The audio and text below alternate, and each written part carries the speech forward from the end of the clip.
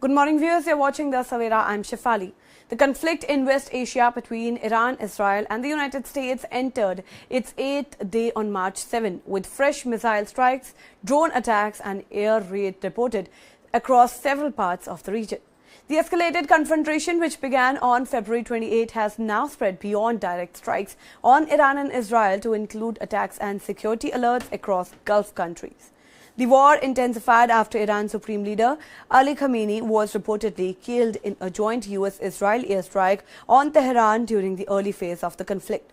According to multiple media reports, more than 5,000 bombs were dropped within the first 3 days of the war, leading to over 1,200 deaths in Iran and widespread damage to infrastructure. Iran continued retaliatory attacks against Israeli and American military installations as well as targets across the Gulf. Iranian forces reportedly fired missiles towards Tel Aviv and other areas in central Ireland, targeting fires in several locations. Emergencies and rescue teams were deployed to control the flames and search for casualties. Media reports also claim that Iran used cluster bombs during the strike on Israel late Thursday night. These weapons release multiple small explosives from a single bomb, increasing the potential damage over a wider area. Beyond Israel, attacks were reported in several Gulf countries. In Dubai, a building caught fire following what authorities suspect was an Iranian drone strike. Markets across the city were largely deserted afterward, with residents venturing out mainly to purchase essential supplies. Tourist activity also appeared to decline sharply, with beaches seeing very few visitors. Another drone strike reportedly caused a fire at the Hilton Bahrain in the Gufair area of Manama. Meanwhile, Iran targeted the Ali Al Salim airbase in Kuwait's Al Tahra region. Smoke was seen rising near the base after the attack, although local authorities said air defense system intercepted many of the incoming threats.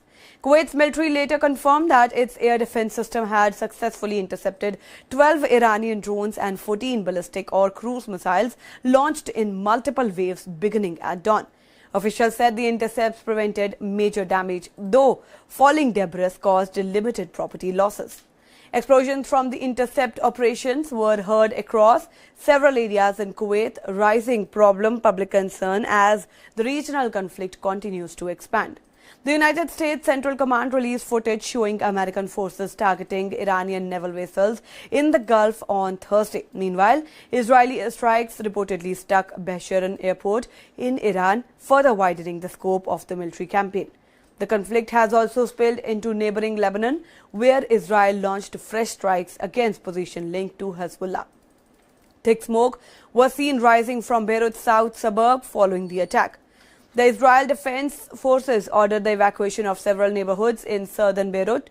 More than 1 lakh residents have reportedly fled the area, with many leaving in trucks, vans and private cars, causing heavy traffic congestion. International political reactions are also intensifying. During a debate on the Iran conflict in the lower house of the Italian parliament, lawmakers from the Green and Left Alliance staged protest by displaying anti-American banners and chanting slogans.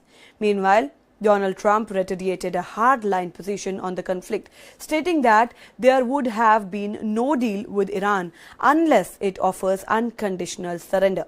He further suggested that Iran would choose a new leadership acceptable to Washington following such a move. The Israel Defense Forces also issued alert warning residents in Tel Aviv, central Israel and parts of the West Bank about fresh missile launches from Iran. While some launches did not trigger warning sirens in northern Israel, authorities warned that further attacks remain possible. As the aerial exchanges continue and new fronts emerge across the Gulf region, the conflict shows no sign of immediate de-escalation, raising a concern about a broader regional war. That's all for now on this update. Stay tuned to The Savera. Download the app and follow us on various social media platforms.